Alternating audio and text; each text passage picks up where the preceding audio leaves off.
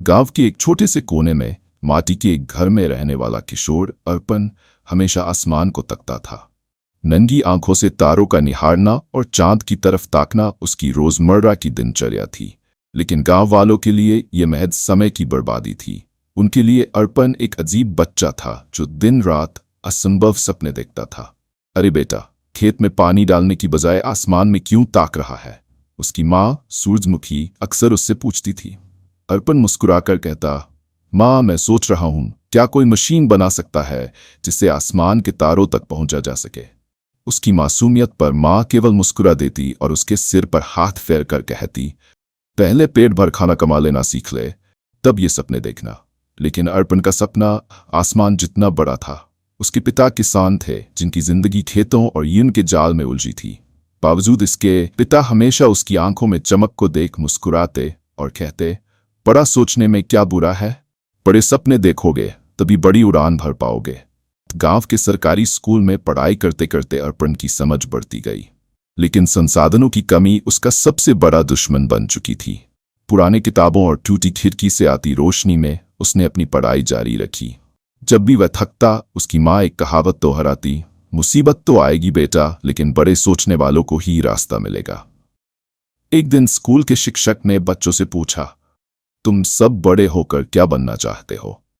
जवाब में कुछ ने किसान, कुछ ने शिक्षक कहा, लेकिन अर्पण ने निडरता से जवाब दिया, मैं अंतरिक्ष यात्री बनना चाहता हूं। पूरा वर्ग हंस पड़ा। शिक्षक ने भी मुस्कुराकर कहा, बेटा, सोचने में कोई हर्ज नहीं, पर हकीकत को समझना भी जरूरी है। हमारे जैसे छोटे गांव के बच्चों के लिए यह संभव नहीं।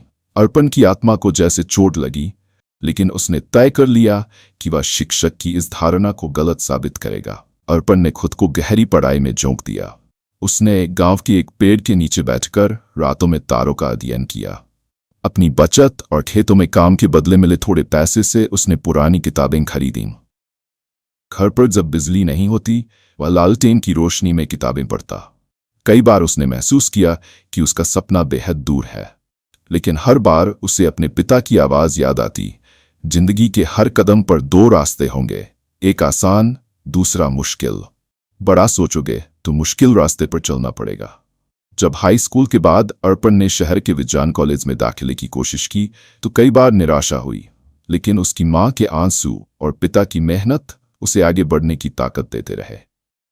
आखिरकार उसे दाखिला मिल ही गया। शहर में अर्पण को नई मुश्किलों का सामना करना पड़ा, भाषा की दिक्कत, आर्थिक संकट और बड़े शहर की जटिलता। एक दिन कॉलेज में जब वैज्ञानिकों के बारे में एक सेमिनार हो रहा था, अर्पण ने साहस करके आयोजक से पूछा, क्या भारत का कोई गांव का लड़का अंतरिक्ष यात्री बन सकता है? आयोजक ने हंसते हुए कहा, हिम्मत रखो, शायद तुम बन सको। सपने बड़े सोचने वालों को ही रास्ता देते हैं।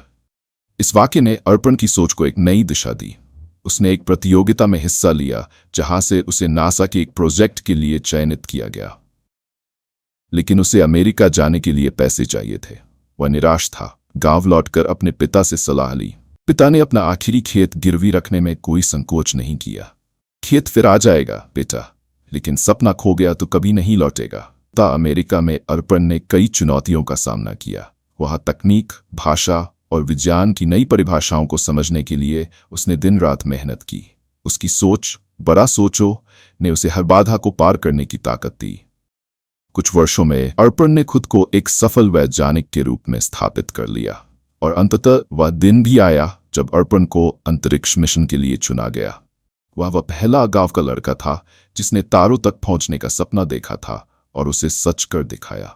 मिशन के बाद जब वह गांव लौटा तो पूरा गांव उसे देखने उमड़ा।